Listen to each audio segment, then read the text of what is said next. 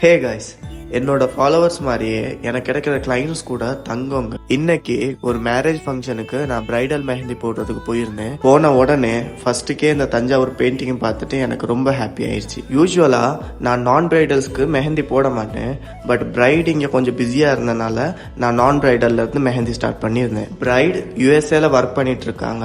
So நான் எல்லாமே plan பண்ணி தான் வச்சிருந்தேன்.